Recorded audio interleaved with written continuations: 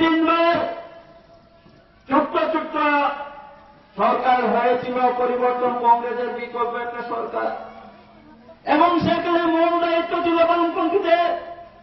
আমরা দেখলাম তারপরে কিছু কিছু ভালো কাজ নীতি নির্ধারণের জন্য পদক্ষেপ গ্রহণ করা হয়েছে।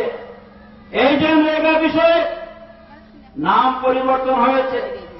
আমাদের লড়াই সংগ্রাম আন্দোলনের ফলে আজকে উপজাতিরা প্রাপ্য পাচ্ছেন তথ্য বলার অধিকার। এই আইনটা চালু হয়েছে, এলাকার মতন শ্রমজীবী অংশের মানুষের কিছু কাজ হয়েছে।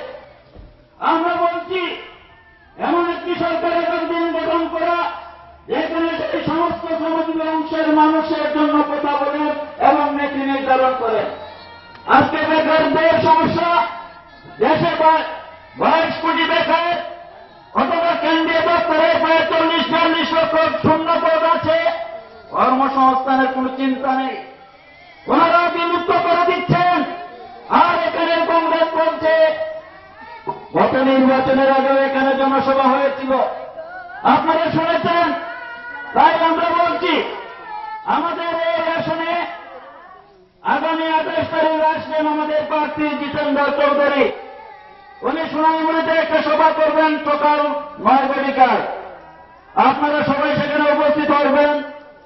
আমাদের প্রার্থী একজন দক্ষ সংগঠক, উনি মন্ত্রী ছিলেন এবং দক্ষতার সাথে উনি এই রাজ্যে সেই পদগুলি পূরণ করার চেষ্টা করেছিলেন এবং কাজকর্ম আপনারা দেখেছেন, নিখুঁতভাবে করার চেষ্টা করেছেন।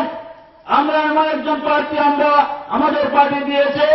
আপনারা সবাই সেই সভাতে উপস্থিত থেকে সবার কার্য এবং ওনার কত মূল্যবান কথা আপনারা শুনবেন।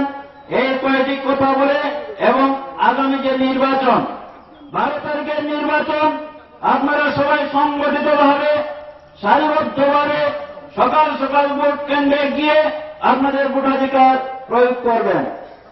আত্মসন্তুষ্টির অবকাশ নেই। আমরা দেখেছি আমাদের বিরোধী রাজনৈতিক দল এখনো মাঠে নামেনি।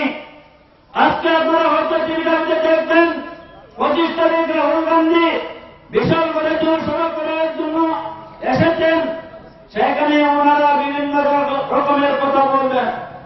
এই রাজ্যে বেকারদের উস্কানোর চেষ্টা করবেন এবং কাউকে দেখে দেখবেন আপনারা এই রাজ্যের বেকাররা, এই রাজ্যের যুব কংগ্রেসরা, এই রাজ্যের দাঙ্গাবাজরা, যারা জোট আমলের দাঙ্গা করেছিল, বাড়িঘর চালিয়েছিল, তারা কাউকে দেখে আবার উস্কানি পেয়ে এই রাজ্যেও শান্তি সৃষ্টি করার চেষ্টা করবেন।